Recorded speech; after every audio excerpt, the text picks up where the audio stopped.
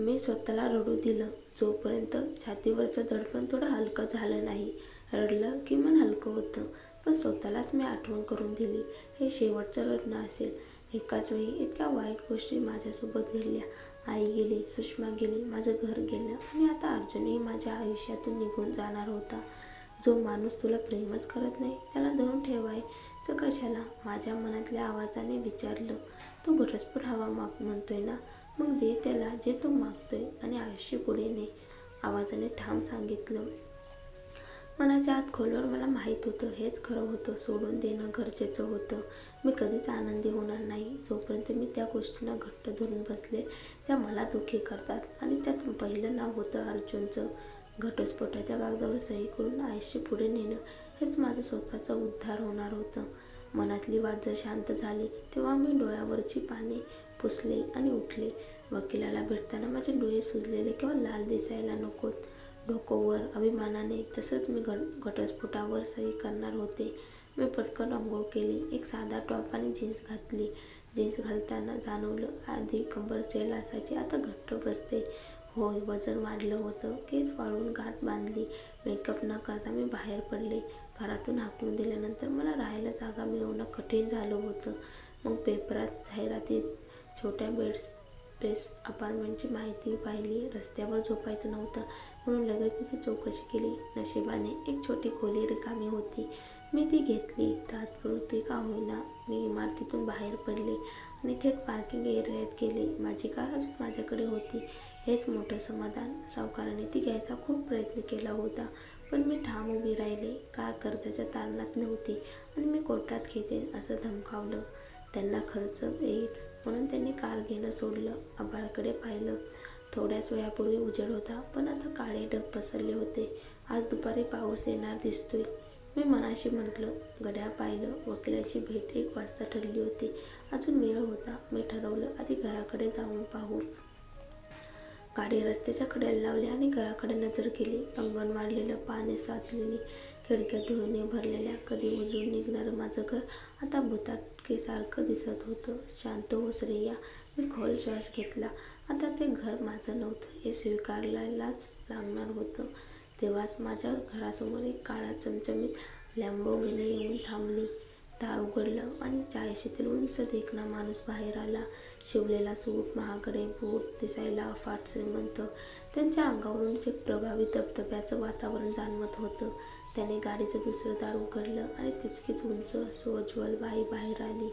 पेसिल स्कर्टसह आकर्षक बिझनेस सूट, काळेभोर केस खांद्या पलीकडे ओघळलेले, जणू एखाद्या शॅम्पूच्या जाहिरातीतील मॉडेल. तिचा चेहरा पाहिला तर खूपच उठावदार, राजेशाही दिसणारा होता.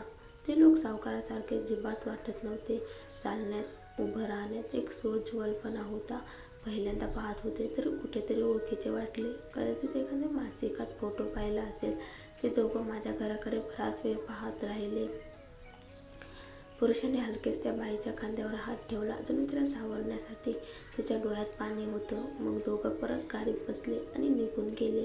ते निघून गेले तरी माझ्या मनात एकच प्रश्न घोळत राहिला. हे लोक कोण होते?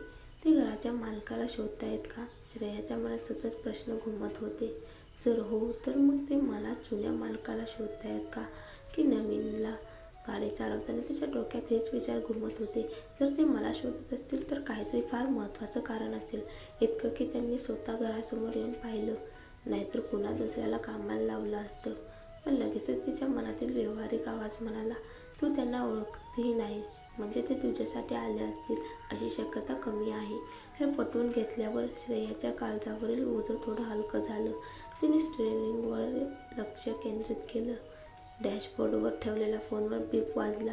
स्क्रीनवर आलेला मेसेज पाहता श्रेयाला समजलं, अर्जुनच्या कुटुंबाचा वकील रेस्टॉरंटमध्ये आधीच पोहोचला होता. त्याचं आधीच अपॉइंटमेंट रद्द झालं होतं म्हणून तो लवकर आला होता. नशीबच मला लगेच घटस्फोटाचे कागद साइन करायला भाग पाडतंय, श्रेया हळू सुस्कारा टाकत म्हणाली. काही मिनिटात ती कॉफी शॉपच्या पार्किंगमध्ये पोहोचली. बॉडी लॉक करून ती घाईघाईने दरवाजाकडे धावली. पण दार उघडताच समोर कोण उभं होतं तर ते जोडपं ज्यांना तिने थोड्या वेळापूर्वी आपल्या घरासमोर पाहिलं होतं. ती क्षणभर थबकली, पण लगेच जाणवलं की तिच्या खिशातून कारची किल्ली पडली आहे. तिने परत जाऊन कारजवळ पाहिलं आणि खरंच किल्ली तिथेच जमिनीवर पडलेली होती. किल्ली उचलून ती पुन्हा कॉफी शॉपमध्ये गेली. पण आता ते जोडपं आणि त्यांची चमकदार लॅम्बोर्गिनी गायब होती. हे मी कुठे पाहिले? ओळखीचे का वाटताय? श्रेयाने डोकं खाजवलं. आठवून काही केल्या परत येईना. तिने एक दीर्घ सुस्कार सोडला आणि मग वकिलाकडे गेली. टेबलवर बसलेला तिला पाहून उठला. मिसेस श्रेया, आपल्याशी पुन्हा भेटून आनंद झाला. आपल्याला माझ्या म्हणजे लवकरच माझी नवऱ्याने ओळख करून दिली होती, आठवते ना? श्रेयाने निर्विकारपणे सांगितलं. नक्कीच. मला आनंद आहे की आपण अजून मला लक्षात ठेवले. आपण थेट घटस्फोटाबद्दल चर्चा सुरू करूया का? मला यानंतर अजून एक महत्त्वाचा अपॉइंटमेंट आहे, ती थंड आवाजात म्हणाली. जरी ते पूर्ण खोटं होतं आतून, तर ती फक्त शक्य तितक्या लवकर सही करून तिथून बाहेर पडू इच्छित होती. वकिलाने आपली ब्रीफकेस उघडली आणि कागदपत्र बाहेर काढली. मिसेस श्रेया, आपल्या नवऱ्याने घटस्फोटासाठी अर्ज दाखल केला आहे. कारण दिले अभिचार. काय? श्रेयाच्या ओठातून अनाहूतपणे मोठा श्वास बाहेर पडला. आसपासच्या टेबलवर बसलेल्या लोकांनी तिच्याकडे पाहिलं. व्यभिचार? हा कसला खोटा आरोप आहे? तिच्या मनात संतापाचं वादळ उठलं, पण तिने स्वतःला आवरलं. तिने डोळे मिटून एक दीर्घ श्वास घेतला आणि मग निर्धाराने डोळे उघडले. मला कागद द्या, मी सही करते. तिच्या आवाजात एवढी थंडी होती की जणू कोणीही जळत्या आगीवर बर्फ ओतल.